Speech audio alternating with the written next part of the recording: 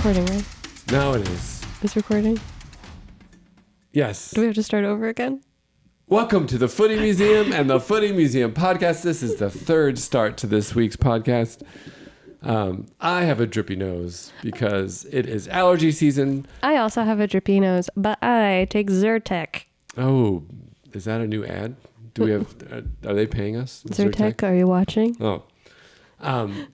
So my name's Justin Whitty. I'm joined by co-director Maria Van Dyke and Lee, known as Maria Just happy to be here. Just happy to be here. Van Dyke and Lee. I am just happy to be here.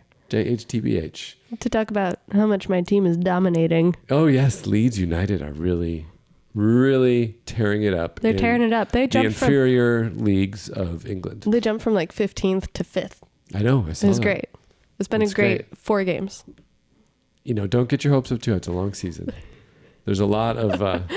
You sound like you're speaking from experience. Well, every fire season is a long season ever since, I don't know, since the 90s, I guess. At least the last 13 years solidly. Yeah, the fire have not climbed up. They've just slowly sunk, but they haven't sunk that far because all the other teams around them in the Eastern Conference of Major League Soccer also don't want to win. Why doesn't except for Miami feel like playing? I just think they're not very good. I think those teams right around the middle just aren't very good. So, for instance, last night, the Fire on the 23rd of September played New England, a good team, second in the East, second in the Supporters Shield race, which is for most wins in a season, right? The actual championship. And they played really well for them. But you could really tell that was a game where they wanted to make a statement. And it's revealing that they were playing that hard, wanting to make a statement, and it was still just a 2-2 draw at home. Worst news is Brian Gutierrez, one of our homegrown young stars. If there's anything good about the Fire is the talent that they develop. He did score, but he also left with an injury. So Poor Goody. Poor Goody. So we'll see what's happening. Premier League-wise, the games are going on. Games are being played. Matt Turner and Forest lost to City. There was a great tie between Tottenham and who are they playing? Arsenal. Heard of them. And then there was one scoreline that kind of stood out. It was more of an American football scoreline. 8-0. Right? 1 touchdown to 0 touchdown. With a 2-point conversion. With a 2-point conversion. Yeah. That was Sheffield United lost 8-0 to Newcastle. It's 8 unique scorers. Yes. Which is something. I think when you lose that bad, you should get an automatic relegation. Oh, no. They should bring in different levers. Like you know where I was talking about last week, they're going to create a shortcut for Wrexham. It should be like chutes and ladders. Like if you lose this amount, you go all the way down to League 2. And so just like coaches change throughout the year, you can have the whole league structure just do a swap. That would be an interesting thing. That is the kind of nonsense they would implement in a super league. FIFA would do it. Yeah. Like if you have a player that scores a perfect hat trick twice, automatic promotion. Automatic promotion to Lord of Soccer. Lord of Soccer. Or your team just to the next level. Or land a big sponsorship deal. Automatic promotion. Get movie stars to buy your team. That's just America. Yeah. Get movie stars to buy your team. Automatic promotion.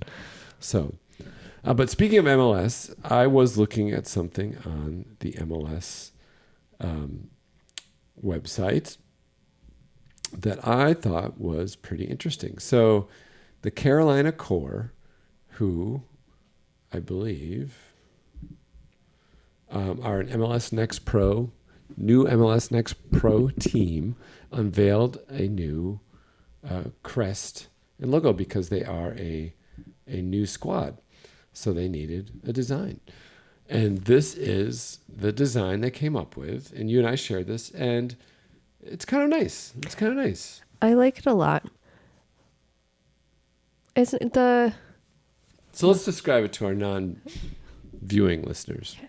It's circular crest, white outline, like forest green, mountains in the background, a very determined fox in kind of a point position above the team name, Carolina Core, and then behind the mountains, a yellow, orange, and red kind of sunset, sunrise, 1970s gradation.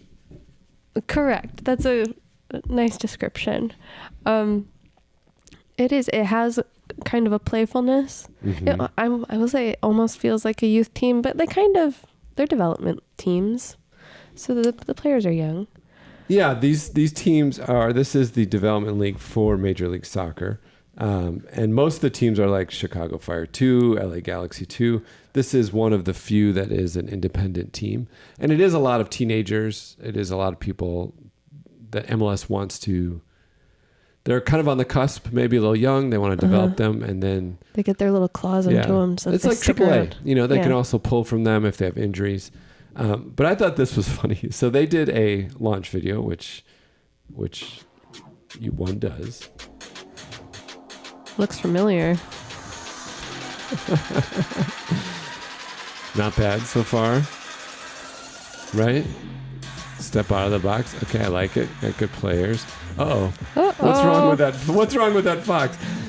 Not only does it walk great, look at its one ankle. Looks like it breaks every time it steps. You know what's wrong with this fox? So many things. Well, they didn't get the loop quite right on it. Yeah. It's better now. But also all of the collage elements in the video, because it's a video collage, like it's individual images. It's not really like a video. It's edited images collaged together to make a video. All of the elements in there have like a paper texture, and the fox itself doesn't have any texture at all. It's just like a plain, flat, clean, clear logo. Digital, very digital compared to the rest of the video, which contains a lot of... Sorry, just look at messy. Different textures. Keep talking. I think also in that video, like someone who was just Googling After Effects as they were making it, and there was like a time crunch. So shout out to the understaffed team that put that out. It was pretty good. Just the animation. Work on the animation of your fox. And I hope the ankles of your players don't work the same way. Don't worry, they're young. They're still made out of rubber. They'll be fine. Is that true? Yeah, that's true. That's true. And that actually made me think about a lot of amateur teams. And I was looking this week and ran across a Wikipedia list of defunct American soccer clubs, of which there are a tremendous amount. So many. But some of them have kind of fun histories and also design. So we thought we might look at some of these defunct American soccer teams and talk about the team, but also their logos, because these are as kind of distinctive and funky as the Carolina core, because a lot of times they're very low budget. We're talking mostly 70s, 80s and later. So there's some interesting things to look at. Trademark. So do you want to start or do you want me to start? You go ahead. Okay. So I chose two teams. The first is the Chicago Sting. So a Chicago Sting named after, what would you think it was named after? I would think that Sting would be named after a bee, because there's also a bee in this logo. That would be a good guess, but they formed in 1974, and it was actually named in honor of the popular, recently released film, The Sting. Oh. Which was based in Chicago. A classic heist film. A classic heist film. That's why I think the bee kind of has that like old-timey hat on. He's like, oh. And what that logo is, it says Chicago Sting in kind of a italicized serifed font in yellow with black outline, justified to the right next to a classic 70s soccer ball with the octagonal pattern. And then below to the right of the text is a bee with its head down, and its head is looking to the left, and he's angrily staring to the left, and he has like a straw 1920s hat. He's just so mad because he just got grifted. Yes. Here's the long play in the game, see?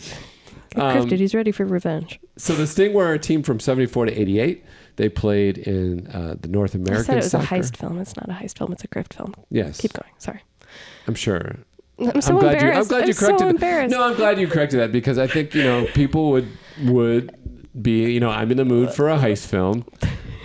I just heard on the Footy Museum podcast, The Sting, and they'd be like, hold on a minute. I mean, in a sense, a grift. Wait a second. This here's a sham show. This is a grift is a heist, but it's a different type of heist. We got hoaxed by the Footy Museum. There's Ocean's 11. There's a grift element to that heist. I don't believe you. I think you've just discredited yourself on what is a heist. Anyway, this is based on grift, which is a funny thing for a Chicago sports team to be based on. But they were from 74 to 1988. They were both in NASL, the National North American Soccer League, kind of the founding pro league in the U.S., and the Major Indoor Soccer League, NASL, which was kind of bridged the gap briefly between NASL and Major League Soccer. A lot of teams moved to that. So they won the championship twice of the NASL. The only other team to do so was the New York Cosmos. And this is interesting, is that, excuse me, nose break.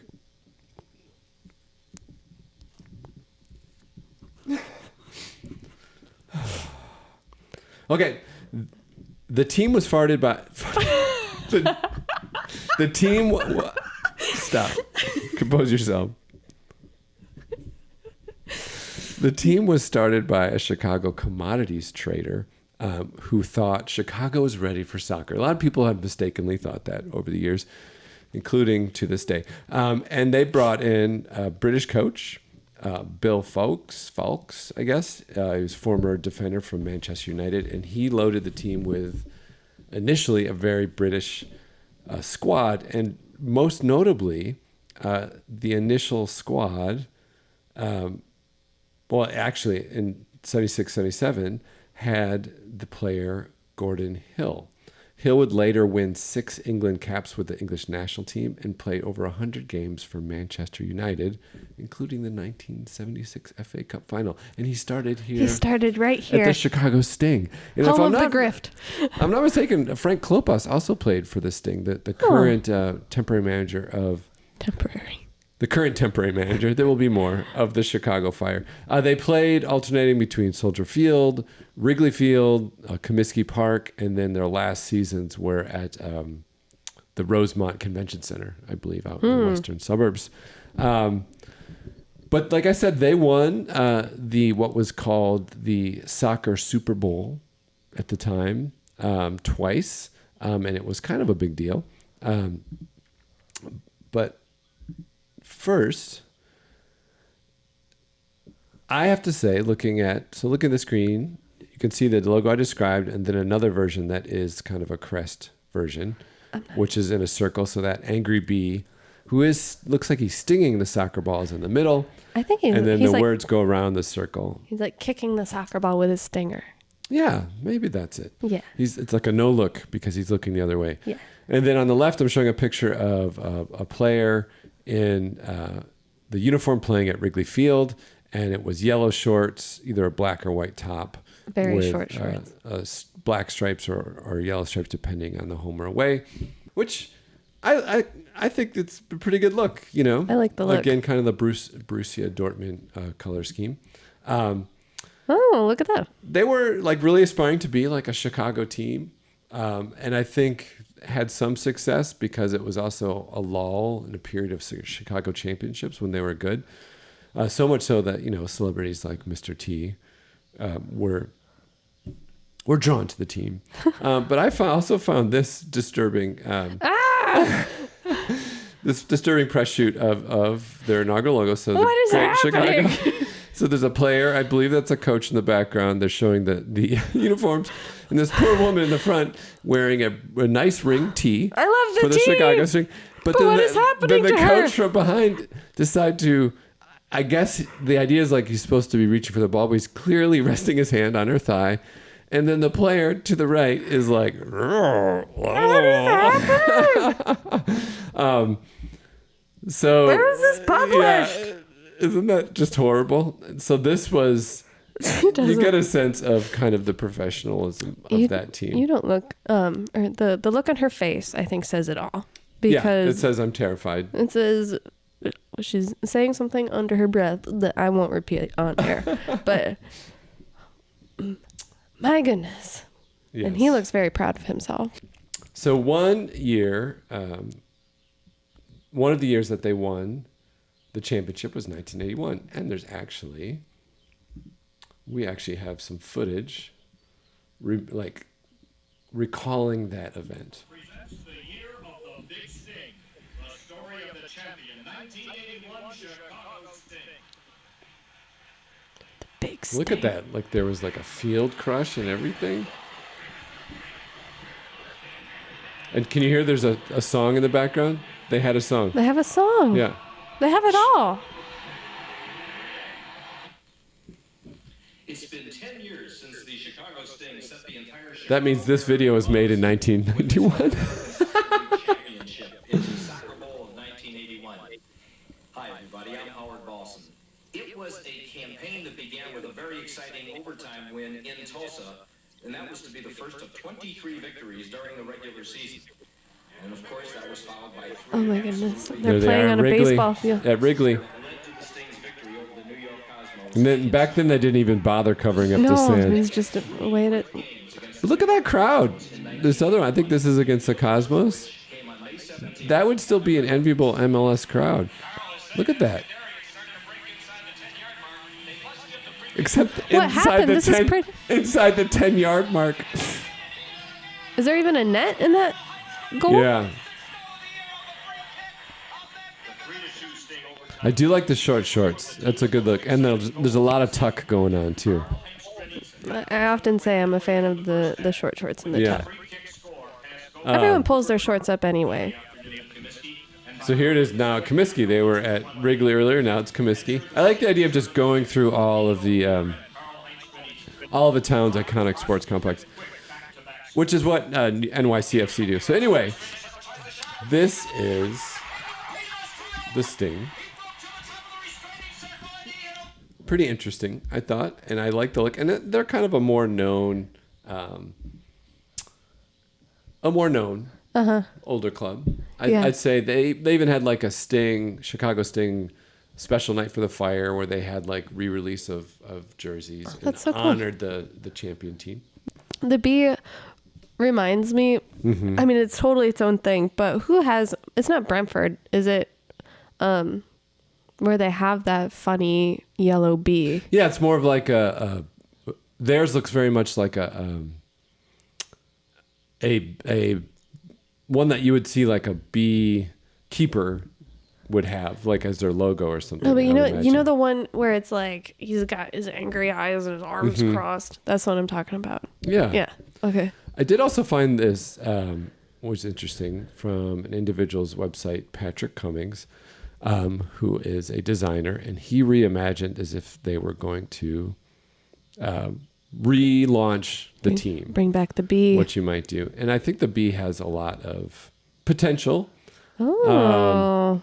You can do a lot of things. Patrick, I kind of like this. I'm not so sure about the stars. I get the Chicago thing, but that's kind of interesting. I would just go full beehive shape, though. Just invert it and do a beehive shape. But what is this shape? It's like an elongated crest, I would say, wouldn't it? No, but like, I see the bee inside. It took me a second to see you the didn't bee. see the bee. Oh, I didn't get the wings. And then the stripes, they add the Chicago stars. So it's like, wings are folded. Which Okay. I don't think bees' wings fold that way. No. Also, don't bees have like 4 wings? I don't know. Yeah, really. It doesn't matter. It's Yeah, not. really, Patrick. I don't even know Sorry, why I brought think that it's up. cool. I think it's cool. I don't know why I brought that up. Sorry, Patrick. I think it's cool. It just took me a second. So the other team I want to talk about, actually 2 versions of the team. I don't know if it was ever the same, but the first is the Southern California Lazers. Boo, boo, boo. This was a 1-year team. Southern California, home of innovation and technology. And obviously in the 70s, they thought, well, the future is lasers. So if we want to talk about the future, we're talking about lasers. Lasers. You know what? They were right. The future was lasers. Oh, I know. I do so much with lasers all the time. Every day. Like this whole podcast is lasers. Lasers to space and back again. Yeah. It's more of a grafty lasers, though, not so much of a heist laser. A grifty What'd you laser. say? No, grafty, like skin grafting. Oh, okay. So this is our logo. What I love a lot of it. It's very, even though it's from the 70s, the color scheme to me seems very 80s with that gray, black, and pink. It looks like a transitional thing. But it's meant to be shown in that forced perspective, which I love. I think it's cool. And that early computer font with the Z, like shooting out the laser. Pretty fantastic. Yeah, it's cool. But they were just 1 year. And then there was another team, the Los Angeles Lazers, which were a part of the major indoor soccer league. Is this the same team that just got that? I'm not sure. They must have at some point. But this one was actually owned by the owner of the Lakers. Oh. And he wanted to increase revenue in downtimes at the Forum in LA. So as there was a thought that maybe the indoor soccer league would take off. Yeah.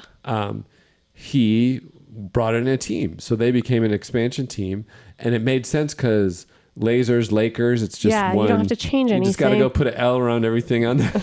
You can just, you make a sign with a Velcroed K, and then you switch out the K for your Z with the Velcro. And what was interesting about this, so that was Jerry Buss, the owner of the Lakers, Kings, and the Stings. And he, interesting enough, this had a very similar vibe to Lakers games where like celebrities would come. And in fact, because they were the Lazers, they did a laser show. Oh, of course they did. In the Forum for each game. And it was so impressive that Neil Diamond attended the game.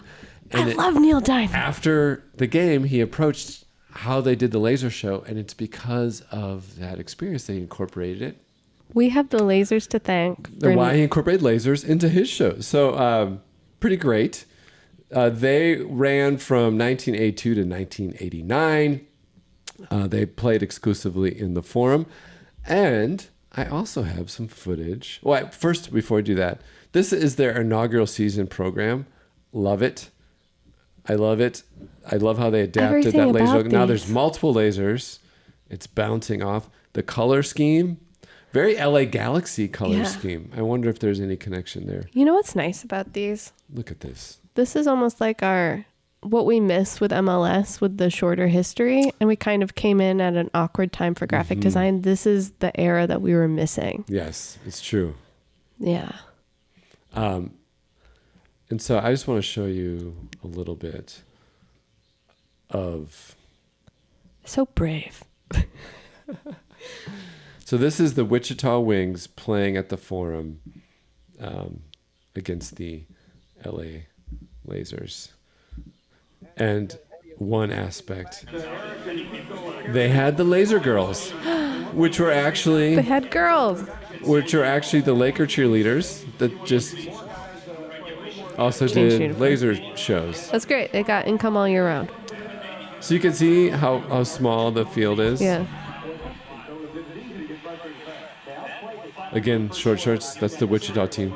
Look how teeny. I don't know why people thought indoor soccer would take off. It's just kind of crazy. It's so bouncy, too. It's way so bouncy. High scoring, though. But Just smaller kind of goals, crazy. right? There's more goals, yeah.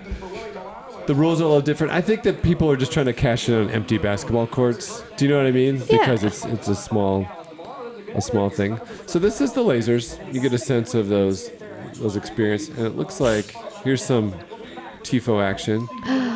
Did I see smoke? Where was that? Oh.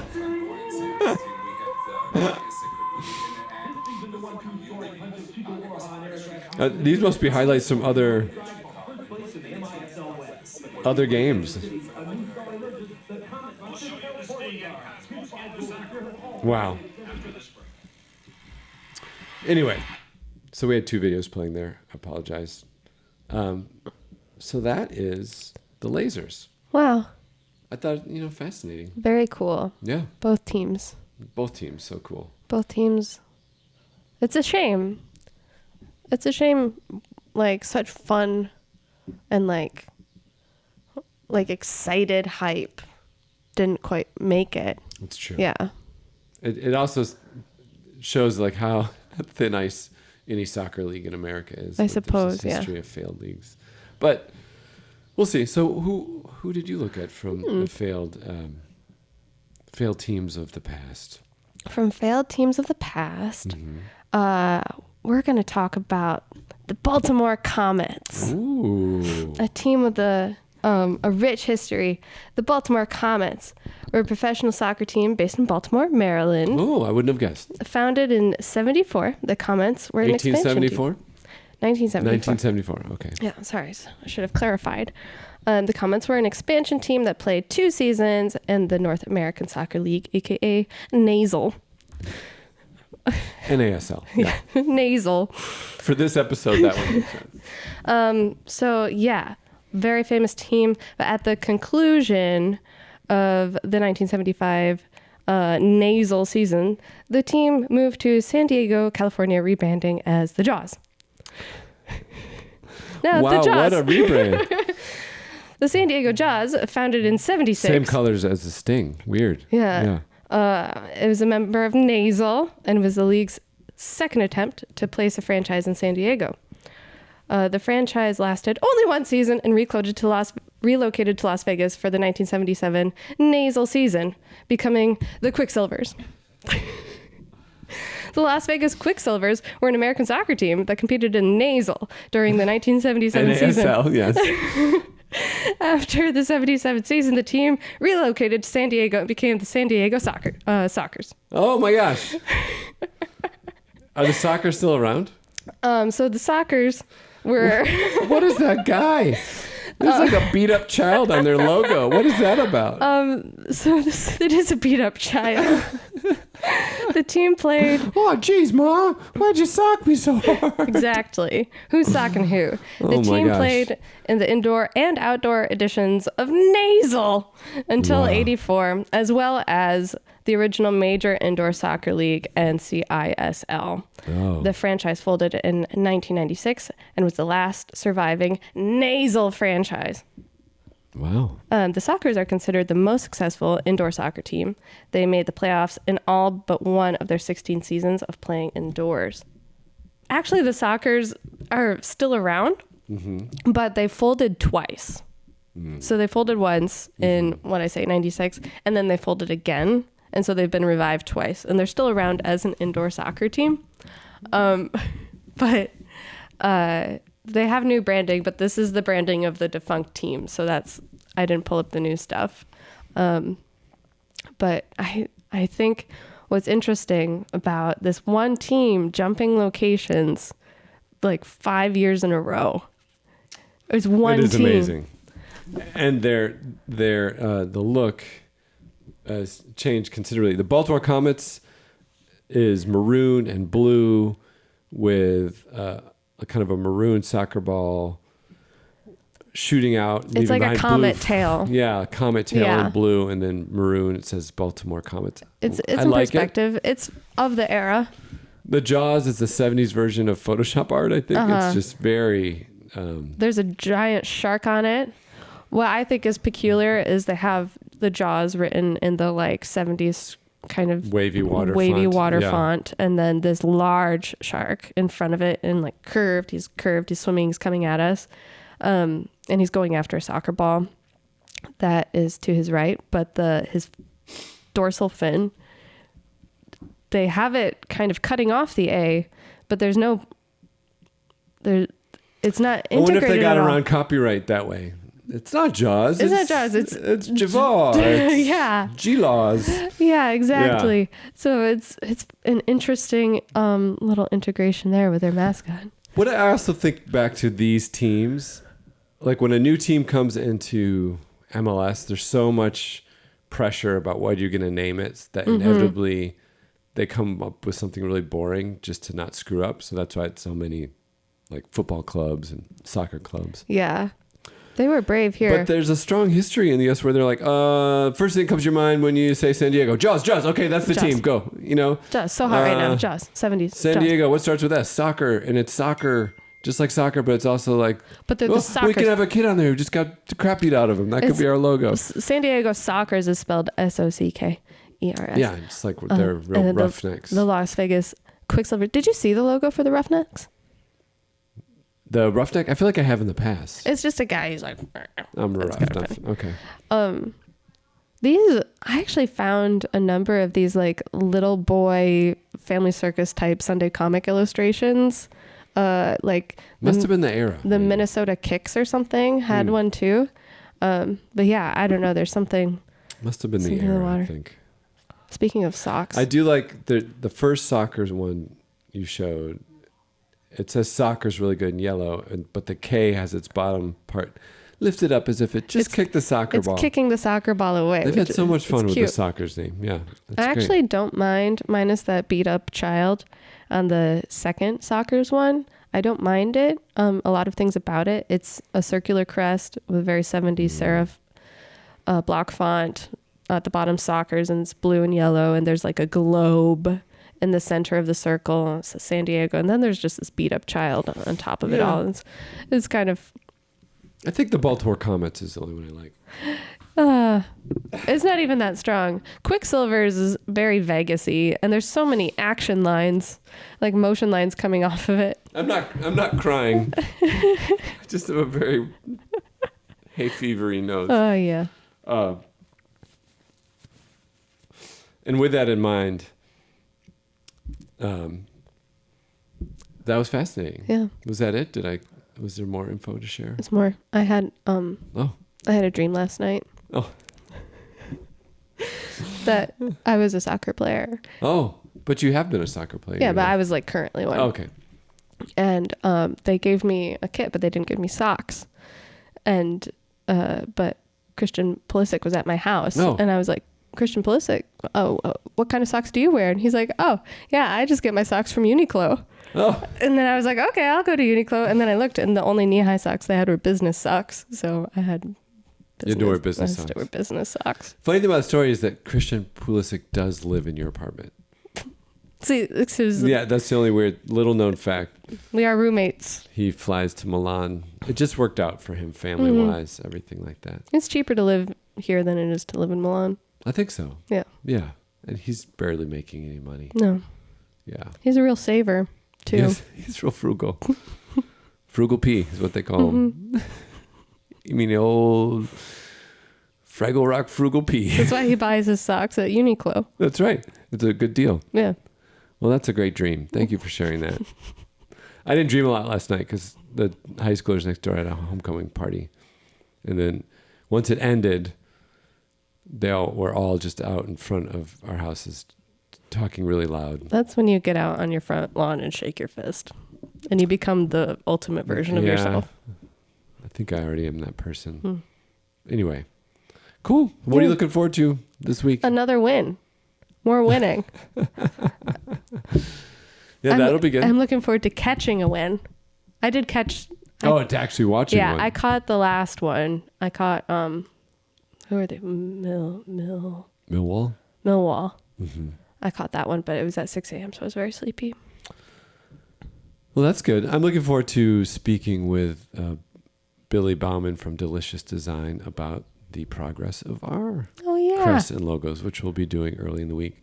And they're looking exciting. And we're going to be talking about it here on the internet's #1 soccer podcast stream for those suffering from hay fever. Maybe that's like a weird subset of the internet we can cash in on. People like to watch video of people with runny noses. I can just hear like... At least we're not alone. Well, okay. I think that's it. I think that's the episode. So we'll be back. And make sure to check out the footymuseum.com and to follow this podcast and to check out our videos on YouTube and on our website. And we'll figure it out eventually. This whole like straddling the two, I don't think we've quite gotten there yet. We're almost there. Until next week, keep your museums footy. And your footies museums. All right, good warm up.